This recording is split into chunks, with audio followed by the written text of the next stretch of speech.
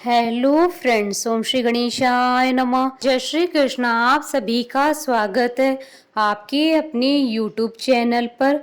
Friends, आज हम आपको इस वीडियो में बताने जा रहे हैं वैशाख मास महात्म्य के 9वें अध्याय के बारे में और स्कंद पुराण के अनुसार वैशाख मास महात्म्य के दूसरे अध्याय के बारे में। फ्रेंड्स, वीडियो शुरू करने से पहले आपसे रिक्वेस्ट है, अगर आप हमारे चैनल पर नए हैं और आपने अभी तक हमारे चैनल को सब्सक्राइब नहीं किया है तो प्लीज़ सब्सक्राइब कीजिएगा चैनल को, साथ ही प्रेस कीजिएगा बेल आइकन को, जिससे नए वीडियो से रिलेटेड नोटिफिकेशन आपको तुरंत प्राप्त हो सके।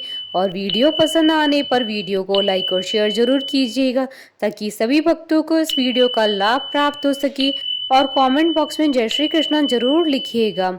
वैशाख मास महात्म सब प्रकार के विघ्नों का नाश करने वाले तथा सारी सृष्टि का पालन करने वाले श्री गणेश जी तथा ज्ञान के दाता देवी श्री सरस्वती जी तथा सब पुराणों के कर्ता श्री व्यास जी तथा श्री गुरुदेव जी के चरण कमलों में नमस्कार करके भगवान की श्रद्धा और भक्ति रस में डूबे हुए वैशाख मास महात्म की कथा कहती हूँ।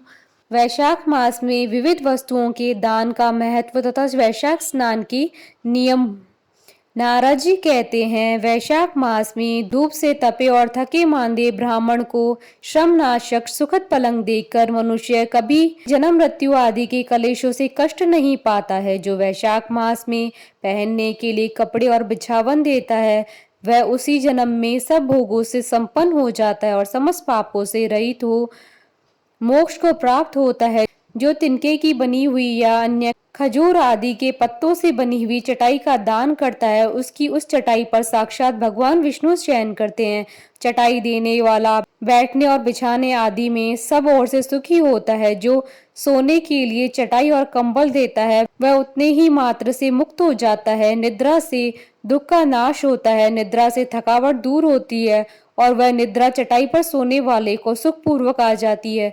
धूप से कष्ट पाए हुए श्रेष्ठ ब्राह्मण को सूक्ष्मतर वस्त्र दान करता है, वह पूर्ण आयु और परम लोक में उत्तम गति को पाता है। जो पुरुष ब्राह्मण को फूल और रोली देता है, वह लौकिक भोगों का भोग करके मोक्ष को प्राप्त होता है। जो खस कुश और जल से वासित चंदन देता है, वह सब भोगों में देवताओं की सहायता पाता है तथा उसके पाप और दुख हानि होकर परमानंद की प्राप्ति होती है। वैशाख मास के धर्म को जानने वाले जो पुरुष गुरोचन और कस्तूरिका का दान करता है, वह तीनों पापों से मुक्त होकर परम शांति को प्राप्त होता है।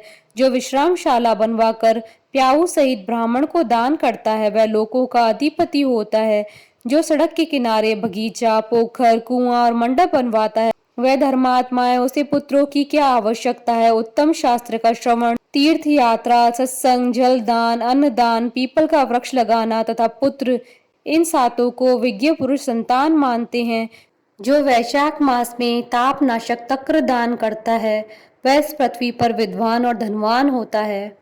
धूप के समय मट्ठे के समान कोई दान नहीं है, इसलिए रास्ते में थके मांदे ब्राह्मण को मट्ठा देना चाहिए। जो वैशाख में धूप की शांति के लिए दही और खांड का दान करता है तथा विष्णु प्रिय वैशाख मास में जो स्वच्छ चावल देता है, वह पूर्ण आयु और संपूर्ण यज्ञों का फल पाता है। जो पुरुष ब्राह्मण के लिए गोघृत अर्पण करता है, वह अश्वमेध यज्ञ का फल पाकर विष्णु लोक में आनंद का अनुभव करता है। जो दिन के ताप की शांति के लिए सायंकाल में ब्राह्मण को ऊख दान करता है, उसको अक्षय पुण्य प्राप्त होता है। जो वैशाख मास में शाम को ब्राह्मण के लिए फल और शरबत देता है, उसे उसके पितरों को निश्चय ही अमृत पान का अवसर मिलता है। जो वैशाख के महीने में पके हुए आम के फल के साथ शरबत देता है, उसके सारे पाप निश्चय ही नष्ट हो जाते हैं। जो वैशाख की अमावस्या को पितरों के उद्देश्य से कस्तूरी, कपूर, बेला और खस की सुगंध से वासित शरबत से भरा हुआ घड़ा दान करता है, वह 96 घड़ा दान करने का पुण्य प्राप्त करता है। वैशाख में तेल लगाना, दिन में सोना,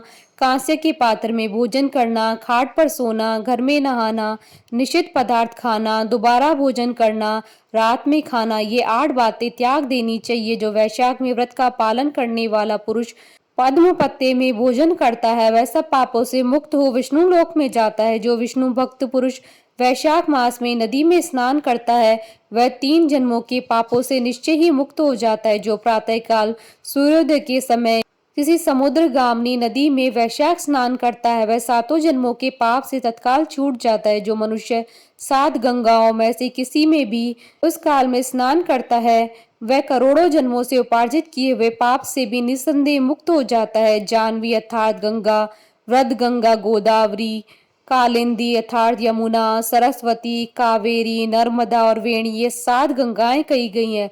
वैशाख मास आने पर जो प्रातः काल बावड़ियों में स्नान करता है उसके महापातकों का नाश हो जाता है। कंद, मूल, फल, शाक, नमक, गुड़, बेर, पत्र, जल और तक्र जो वैशाख में दिया जाता है वह सब अक्षय होता है। ब्रह्मा आदि देवता भी बिना दिए वे कोई वस्तु नहीं पाते हैं।